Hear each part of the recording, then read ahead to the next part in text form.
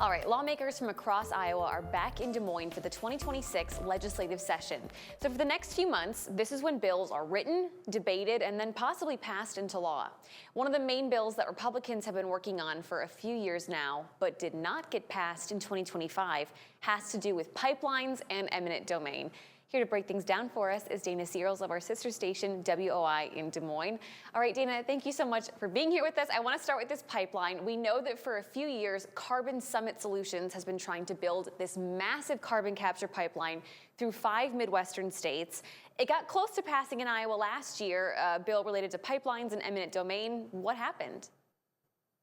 Yeah, Shelby, so eminent domain and the building of this pipeline has kind of been at the center, or at least a lot of eyes have been on the Iowa legislature over this topic for really the past few years. So basically what happened last year, that was the farthest we've seen that bill go. It passed through the House, which has never really seen an issue, and then it also passed through the Senate. Now, for it to pass through the Senate, it took both sides of the aisle working together, and it also took a few votes, threatening votes against passing the budget bills. And ultimately, it did pass through the Senate. However, in the end, Governor Reynolds did veto that bill, so eminent domain right back at the center of conversations for the legislative session. Not really a surprise here, though. We kind of figured it would be brought back in some way, shape, or form.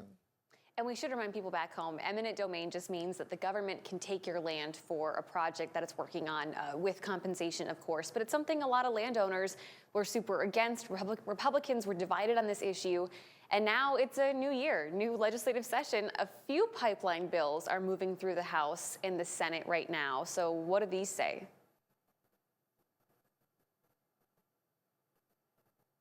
Yeah, Shelby, so basically the House passed a version of a bill that basically just banned eminent domain for any carbon pipelines. That was really the only line on that bill. That fast-tracked through the House, through all of its committees, subcommittees, and passed the House chamber. When that bill went to the Senate side, the Senate actually amended that bill to match Senate Majority Leader Mike Clemish's version of the bill. So now that House bill, it basically looks exactly like the Senate version. However, Senator Clemish wanted to get public comment on that bill, so he's bringing his own bill in the Senate through the Senate as well. So kind of confusing, but basically two of the exact same bill. Now, like I mentioned, the House's bill would ban eminent domain for carbon pipelines, but the Senate's bill is a little bit different. Basically, it allows those pipeline companies that have those proposed projects to go back and redraw their line where that pipeline would go through. So it would redraw that line, and it would allow them to include landowners or take out landowners who don't want to be a part of the project. Now, some people think that that really doesn't protect them from eminent domain at all. Others think this is a vital project that needs to be done. It gives people more of an option to be part of this.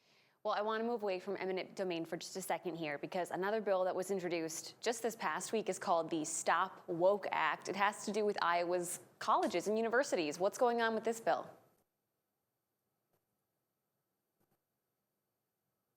Yeah, so it's being dubbed the Stop Woke Act. It's not the actual name of the bill, but that's what they're kind of calling it, those lawmakers at the State House. So what it would do is it would ban DEI, or critical race theory, from any general education requirements in Iowa's 3 state universities. So that's Iowa State, University of Iowa, and University of Northern Iowa. Now, it is important to note that a similar bill last year kind of passed through. Last year, lawmakers removed DEI discussions from all those colleges. So this is kind of another step forward. It's banning that DEI and critical race theory. People in favor of the bill just accuse this of being, or people against the bill rather, accuse this of just being pretty much, discrimination, while those in favor of the bill accuse the classes of indoctrinating college students. Wanted to make sure I had that right, so I was looking down at my notes. So wanted to kind of talk about last year's bill and the limits that already are on DEI, but then this one is just a different version of it. Essentially, it would just be integrated into those general education requirements. But another big discussion this year, something that is at the top of Governor Kim Reynolds' priority list, it is her last term. She wants to see this passed, is property tax reform. So what are lawmakers considering? Yeah, so property taxes has been something Governor Reynolds has, talked about every single year. And this is, kind of her final session that she could get that across the finish line. So right now we do know that Senate Republicans, House Republicans, and Governor Reynolds all have their own proposals. The only two we have seen right now are House Republicans and Governor Reynolds' proposal. pretty similar, but there are a few differences. So in the biggest thing that got discussion in subcommittee hearings from public comment was concerns around the city council and city officials, a 2% cap on revenue growth for local governments. Now, people against that think that it would limit those entities, those public entities, things like police, fire departments. But people for it think it's a big move to limit that 2% revenue growth because you need a big move to move the needle. So people think that this is a great way to have that move. The House bill specifically requires a 60% vote for bond approval, so that would be a big thing. And then finally, in both the bills, the county treasurer, auditor, and recorder positions would no longer be elected. So those are just three main points that I pulled out from both those bills. Obviously, massive bills, and a lot of people want to see those property taxes lowered. It's something that has been talked about forever. It's just a matter of how we do it. So both these bills are very much in the early stages, but those are three things that have garnered a lot of conversation.